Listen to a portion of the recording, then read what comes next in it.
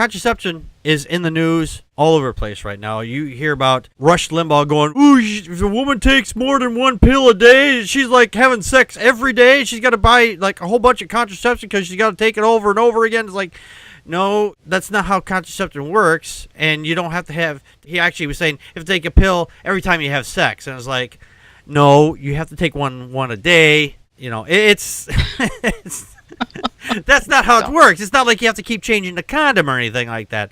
And now these fundies have pushed in for Hobby Lobby to say, hey, we're not going to pay for your birth control. And so they've opened the floodgates for other religious nut jobs to start pushing in their religious agendas into the Supreme Court. And you don't think if they won't, you're just delusioning yourself.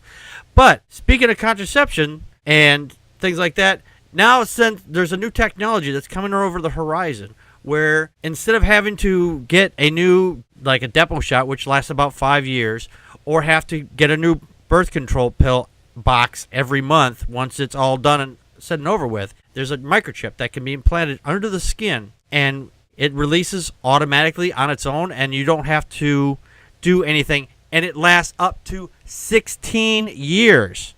Could you imagine that? 16 years. Now, the downside is, if you want to change the settings on this, you have to have a little remote, and you have to push it up against the skin and to change, you know, if you want to get pregnant or you don't. My thoughts on this, I mean, that's really great, but there should be a little flashing light on there or something. It's like one should be like green if you're unsafe, and or you're green to get pregnant and red not to get pregnant.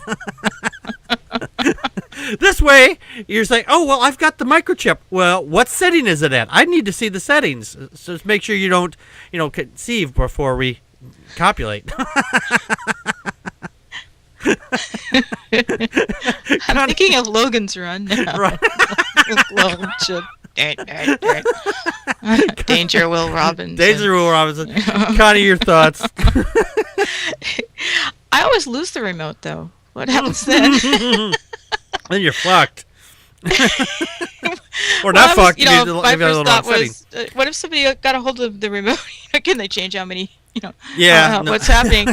I guess it has to be like pressed up against your skin to activate or deactivate or something. Yeah, so you're not going to get hacked from across. Yeah, you're not going to get hacked from across the room. Like, yeah, let me make sure she gets pregnant this week. Oh.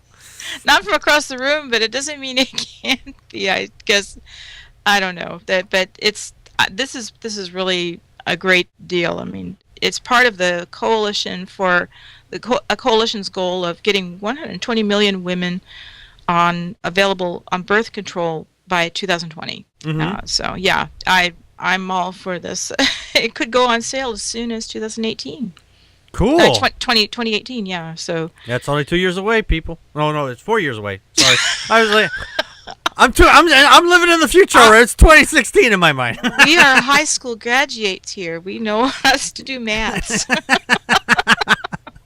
Math? What is this concept you talk of? Oh, any last thoughts on that, Connie? Oh no, I'll pass on to Dana. All right, Dana, your thoughts. Well, the first thing is, boy, what a nice convenience for men. Now that women have their own remote to worry about, the guys can finally take control of the television remote. That's why is the channel changing? Oh, wait a minute, that's your birth control. I'm sorry. That's right. All I wanted to do is watch ESPN. I read the article that you pulled this from, and here's a direct quote. The Washington University School of Medicine concluded that birth control does not result in more promiscuous women, to which I say, ain't that a damn shame?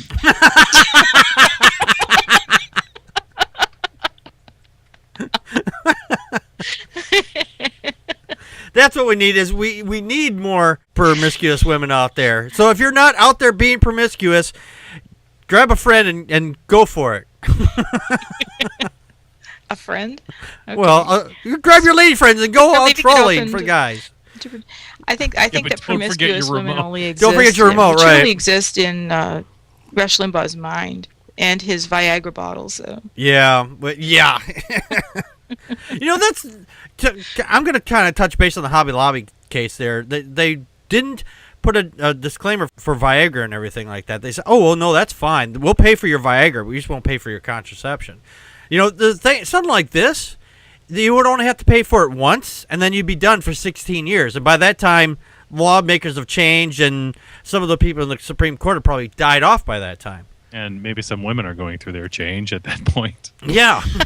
Yes. I think that a lot of women that, you know, the older fuddy-duddy women are the ones who say, well, girls, if they have sex, they should just have to pay for what they've done. Yeah, you know, it's a punishment for, you know, having. It's a punishment for having sex. Jealous much? Yeah, exactly. Jealous much, exactly. Mm-hmm. Plus, they're old and shriveled up, and they're not able to have babies anymore. Right. Yeah. Yeah. They want you to have. They want you to be. I asked a religious friend this one time. I said, if there was a pill that you could take and it would take care of all your medical needs, I mean, you would have you would not have to get any diseases or anything like that. After you went out and had sex, it would just boom, take care of anything just in case, you know. And he said no, because then that would just allow everybody to just go do whatever they want. It's like, isn't that the whole fucking point? I thought that was the point of America. Right. I guess I was wrong. Is this not a free country? I guess, you know. It's America, really brought to you by Puritans. There you go.